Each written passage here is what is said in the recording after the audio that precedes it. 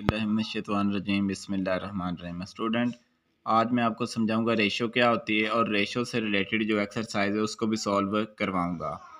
तो ratio student दो एक जैसी क्वांटिटीज़ के दरमियान कंपैरिजन होता है।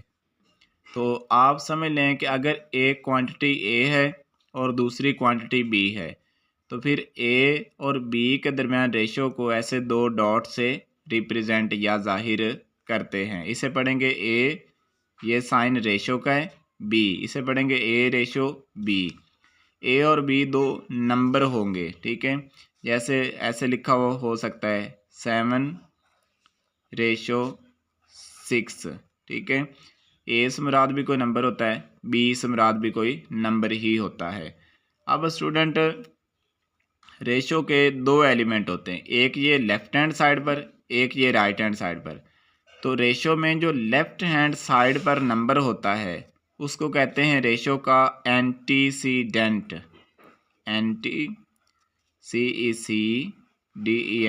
डेंट। यानी रेशो का जो फर्स्ट मेंबर होता है लेफ्ट हैंड साइड पर उसे कहते हैं एंटीसीडेंट।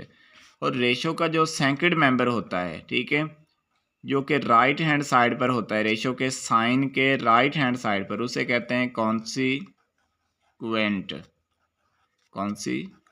QUENT। तो इस तरह से रेशो स्टूडेंट दो मेंबर्स रखती है। ये रेशो के दो एलिमेंट होते हैं।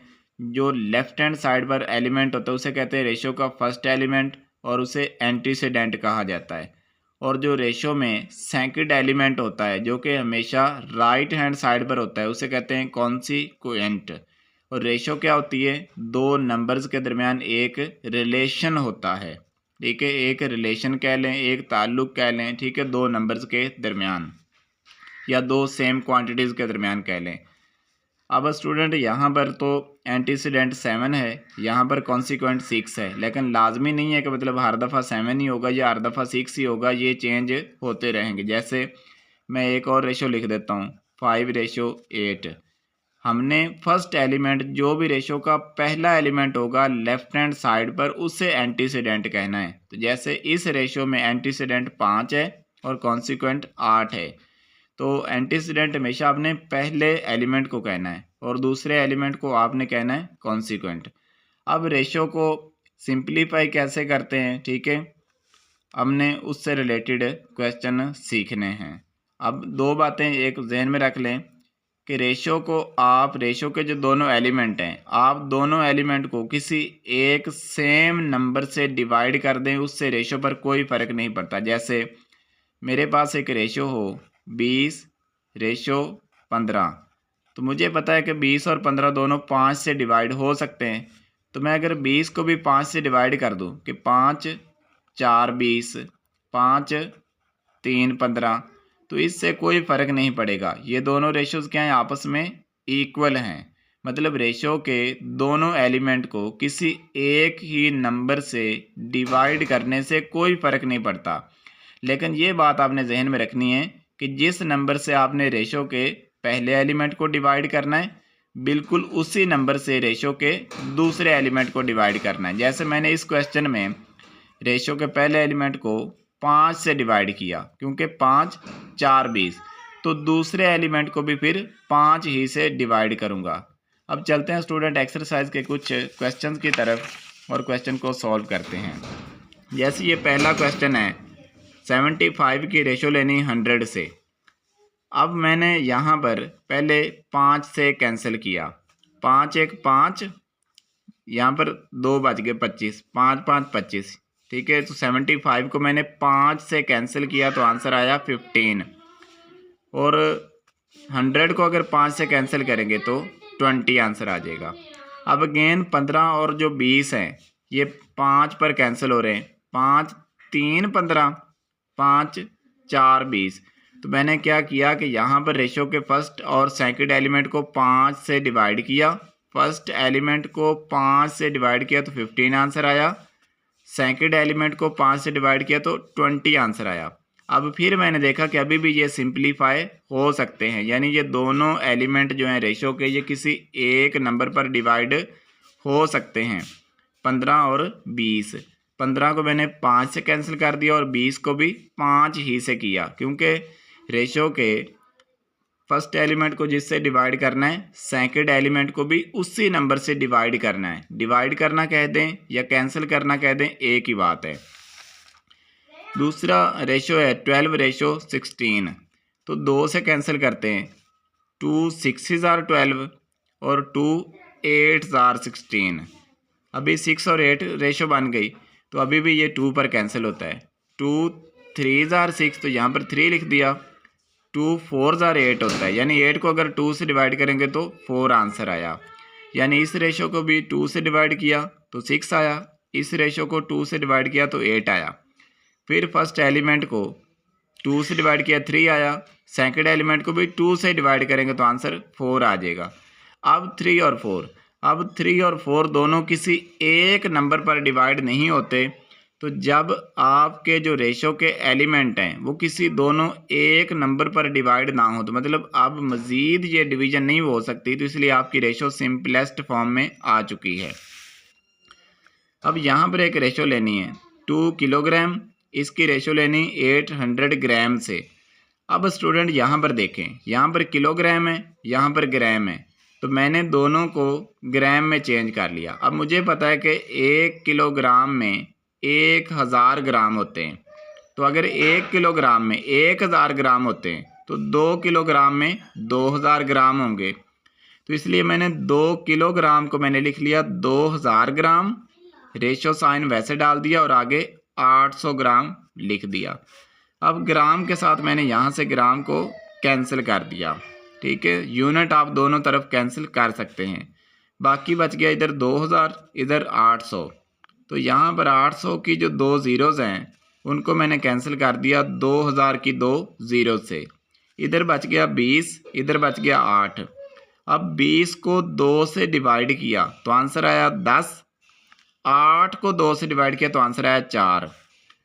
अब 10 को अगेन 2 से डिवाइड किया तो आंसर आया 5, 4 को 2 से डिवाइड किया तो आंसर आया 2। अब फाइनल आंसर हमारा बन गया 5:2। तो अब 5 और 2 जो हैं ये मज़ीद किसी एक ही नंबर से डिवाइड नहीं हो सकते, मतलब हमारी जो रेशो है वो फाइनल और सिंपलेस्ट फॉर्म में पहुंच चुकी है। चलते हैं नेक्स्ट क्वेश्चन की तरफ।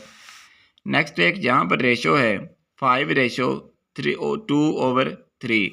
तो स्टूडेंट ये बात जहन में रख लें कि रेशो को जिस तरह से किसी एक ही नंबर से डिवाइड करने से कोई फ़र्क नहीं पड़ता, बिल्कुल इसी तरह से रेशो के फर्स्ट और सेकंड एलिमेंट को किसी एक ही नंबर से मल्टीप्लाई करने से भी कोई फ़र्क नहीं पड़ता। तो यहाँ पर मैं देख रहा हूँ कि ओवर में 3 है, तो मैंने ओवर में 3 ख़त्म करने के लिए दोनों तरफ 3 से मल्टीप्लाई कर दिया, यानी रेशो का जो पहला एलिमेंट 5 है उसको भी 3 से मल्टीप्लाई कर दिया, और रेशो का जो दूसरा एलिमेंट 2/3 है इसको भी 3 से मल्टीप्लाई कर दिया। अब स्टूडेंट ये जो 3 है ये इस 3 से कैंसिल हो गया, इधर बच गया 15, इधर बच गया 2, तो ये बन गया 15:2। अब मैंने देखना है कि जो रेशो का फर्स्ट और सेकंड एलिमेंट है क्या ये किसी एक ही नंबर से डिवाइड होते हैं, तो 15 और 2 किसी एक ही नंबर से डिवाइड नहीं होते, इसलिए हमारी रेशो सिंपलेस्ट फॉर्म में कन्वर्ट हो चुकी है। अब स्टूडेंट यहाँ पर एक और क्वेश्चन है 1/4 रेशो 1/6। तो अब 4 और 6 ओवर में मौजूद हैं, आप 4 और 6 का एलसीएम निकाल लें। तो एलसीएम मैंने निकाला है, तो 4 और 6 का एलसीएम आया 12। मैंने फर्स्ट रेशो को भी 12 से मल्टीप्लाई करवा दिया, सेकंड रेशो मतलब रेशो का फर्स्ट एलिमेंट को भी 12 से मल्टीप्लाई कर दिया, रेशो के सेकंड एलिमेंट को भी 12 से मल्टीप्लाई कर दिया। तो 4 3 आर 12, 12 को 4 से कैंसिल किया तो 3 आंसर आ गया, इस 12 को 6 से कैंसिल किया तो 2 आंसर आ गया। तो ये रेशो बन गई 3:2 और ये हमारा फाइनल आंसर है, क्योंकि इससे मज़ीद सिंप्लीफाई नहीं हो सकता। नेक्स्ट क्वेश्चन की तरफ चलते हैं।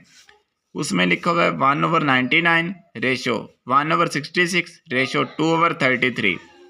तो मैंने इस ओवर को ख़त्म करने के लिए, इस बटे को ख़त्म करने के लिए, मैंने फ्रैक्शन को ख़त्म करने के लिए 99, 66 और 33 इसका यहाँ पर एलसीएम लिया, और इसका अगर एलसीएम मैंने यहाँ पर लिया है तो आंसर आया 198। तो जो एलसीएम आया है उससे मैं रेशो के हर एक एलिमेंट को मल्टीप्लाई कर दूंगा। यहाँ पर भी कर दिया मल्टीप्लाई, यहाँ पर भी, यहाँ पर भी। अब 99 से जब कैंसिल करेंगे 198 को तो आंसर आएगा 2। इसी तरह से 198 को जब 66 से डिवाइड करेंगे तो आंसर आएगा 3। 198 को 33 से जब डिवाइड किया तो आंसर आया 2, और ये वाला 2 आंसर आया 6, सॉरी 198 को जब 33 से डिवाइड किया तो आंसर आया 6, और मल्टीप्लाई ये वाला 2। तो ये 2 वैसे ही लिख लिया, 3 भी वैसे ही लिख लिया, 6 को 2 से मल्टीप्लाई किया तो आंसर आ गया 12। तो ये रेशो बन गई 2:3:12। चलते हैं स्टूडेंट नेक्स्ट रेशो की तरफ, वो है 12:120। तो 12 को भी मैंने 2 से डिवाइड किया तो 6 आंसर आया। 120 को जब 2 से डिवाइड किया तो 60 आंसर आया। अब अगेन ये 6 और 60, 6 से डिवाइड मैंने कर दिया, 6 1 जार 6 और 6 10 जार 60। तो ये रेशो बन गई 1:10। अब ये मज़ीद सिंप्लीफाई नहीं हो सकती, तो इसलिए मेरी यही फाइनल आंसर बन गया। चलते हैं स्टूडेंट नेक्स्ट क्वेश्चन की तरफ। नेक्स्ट क्वेश्चन में हमारे पास रेशो है। रेशो को ऐसे ओवर की फॉर्म में भी लिख लेते हैं, फ्रैक्शन की फॉर्म में भी। 2/5 = P/20। अब यहाँ पर मैंने करना क्या है, मैंने P की वैल्यू मालूम करनी है, तो मैं यहाँ पर क्रॉस मल्टीप्लिकेशन करवा देता हूँ। क्रॉस मल्टीप्लिकेशन क्या होती है कि एक फ्रैक्शन के न्यूमरेटर को दूसरे फ्रैक्शन के डिनोमिनेटर से मल्टीप्लाई कर देना है। जैसे यहाँ पर इस फ्रैक्शन का जो न्यूमरेटर है वो 2 है, इस फ्रैक्शन का डिनोमिनेटर जो है वो 20 है, तो 2 और 20 को आपस में मल्टीप्लाई कर देना इक्वल। इस फ्रैक्शन का अब जो न्यूमरेटर है उसको इस फ्रैक्शन के डिनोमिनेटर से मल्टीप्लाई कर देना है, यानी कि इन दोनों को आपस में मल्टीप्लाई कर देना है और इन दोनों को आपस में मल्टीप्लाई कर देना है और दोनों को इक्वल लिख देना है। अब मैंने यहाँ पर P की वैल्यू मालूम करनी और मैं देख रहा हूँ कि 5 P के साथ मल्टीप्लाई हो रहा है, तो जब 5 को राइट हैंड साइड पर शिफ्ट करूँगा तो ये जाकर डिवाइड करेगा। अब ऊपर है 2 × 20, नीचे ओवर में है 5, तो 20 को 5 से कैंसिल कर देते हैं या डिवाइड कर देते हैं। 5 1 5, 5 4 20, तो ये 4 2 8, ठीक है, 4 2 8, तो P का आंसर कितना आ गया 8। अब इस क्वेश्चन में देखते हैं, इधर है 10/3, इधर है 5/P, तो क्रॉस मल्टीप्लिकेशन कर देते हैं। 10 को P से मल्टीप्लाई इक्वल टू 3 को 5 से मल्टीप्लाई। अब P की वैल्यू मालूम करनी, तो P तो इधर ही रहेगा, 10 इधर मल्टीप्लाई हो रहा है, इधर जाकर इसको डिवाइड करेगा, यानी 3/5 के ओवर में चला जाएगा, तो 3 5 15, ठीक है, ये बन गया 15/10, तो 5 से कैंसिल किया, 5 3 15, 5 2 10, इसलिए 3/2 बन गया। या यहीं पर डायरेक्ट कैंसिल कर लें कि 5 2 10, ठीक है, 5 1 5, तो 3 को 1 से मल्टीप्लाई किया 3 ओवर में 2। अब 3 को 2 से डिवाइड किया तो आंसर आ गया 1.5। आपकी बुक में आंसर इस शक्ल में लिखा हुआ है, 3/2 की शक्ल में। चलते हैं स्टूडेंट नेक्स्ट क्वेश्चन की तरफ। वहाँ पर है 12:P प्रोपोर्शन। ये जो 4 नुक्ते लगे हुए हैं इसको पढ़ते हैं प्रोपोर्शन। इसका मतलब होता है इक्वल। ये देखें, ये इक्वल है, ठीक है, 3:6 कि अगर 2 रेशोज इक्वल होना तो इसको प्रोपोर्शन से जाहिर करते हैं। तो ये एक रेशो है 12:P, एक रेशो मेरे पास है 3:6।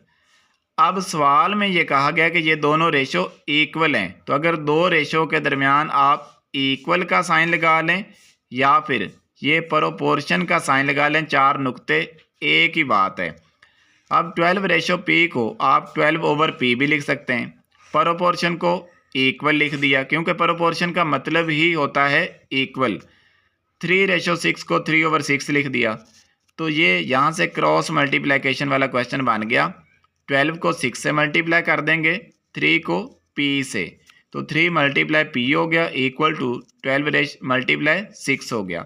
अब मैंने तो P की वैल्यू मालूम करनी, ये जो 3 इधर मल्टीप्लाई हो रहा है इसको मैं राइट हैंड साइड पर जब शिफ्ट करूँगा तो ये जाकर डिवाइड करेगा, तो ये बन जाएगा 12 × 6 डिवाइडेड बाय 3।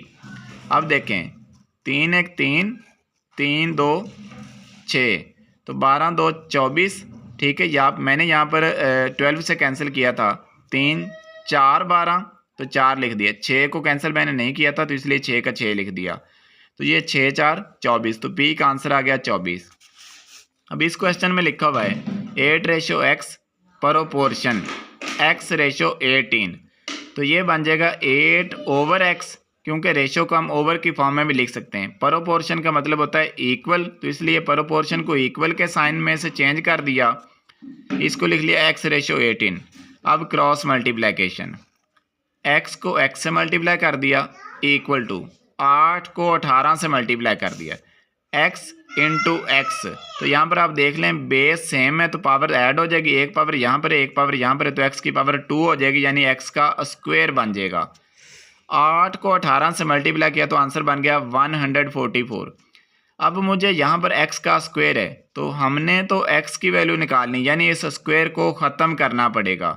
तो स्क्वायर को एक ही चीज़ ख़त्म कर सकती है और वो होता है स्क्वायर रूट। तो हम दोनों तरफ स्क्वायर रूट लेंगे, इधर भी और इधर भी। जब आप स्क्वायर रूट लेते हैं तो साथ आपने लिख देना है प्लस माइनस। ठीक है, तो यहाँ से ये स्क्वायर इस स्क्वायर रूट के साथ कैंसिल हो गया, सिर्फ x बच गया, ये x नीचे लिख दिया। 144 का स्क्वायर रूट लें तो आंसर आता है 12, और ये प्लस माइनस का साइन साथ वैसे लिख दिया। अब स्टूडेंट, जब हम किसी नंबर का स्क्वायर रूट लेते हैं तो उसके साथ प्लस माइनस क्यों लगाते हैं, उसकी वजह ये होती है स्टूडेंट। अब ये देखें, x का आंसर आया है 12 और x का आंसर आया है -12, यानी x +12 के इक्वल भी है और -12 के इक्वल भी है। तो आप स्टूडेंट +12 का स्क्वायर ले लें तब भी 144 आना है, आप -12 का स्क्वायर ले लें तब भी 144 आना है। तो इसलिए वो प्लस और माइनस लिखते हैं कि जो x की वैल्यू है वो प्लस भी हो सकती है और माइनस भी हो सकती है, क्योंकि प्लस हो तब भी कोई फ़र्क नहीं पड़ता, माइनस हो तब भी कोई नहीं फ़र्क पड़ता। 144 दो तरीक़ों से हासिल हो सकता है, +12 का स्क्वायर लेने से भी और -12 का स्क्वायर लेने से भी।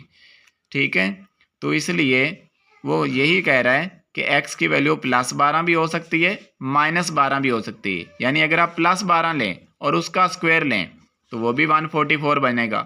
आप x की वैल्यू -12 लें, उसका स्क्वायर लें तो फिर भी 144 बनेगा। यानी x +12 भी ठीक है, x -12 भी ठीक है। आप +12 का स्क्वायर ले लें, -12 का ले लें, तो इसलिए दोनों का आंसर ही ठीक आएगा। तो इसलिए उसने लिखा है कि x +12 भी हो सकता है, -12 भी हो सकता है, इसलिए उसने स्क्वायर रूट के साथ प्लस और माइनस का साइन लगा दिया। चलते हैं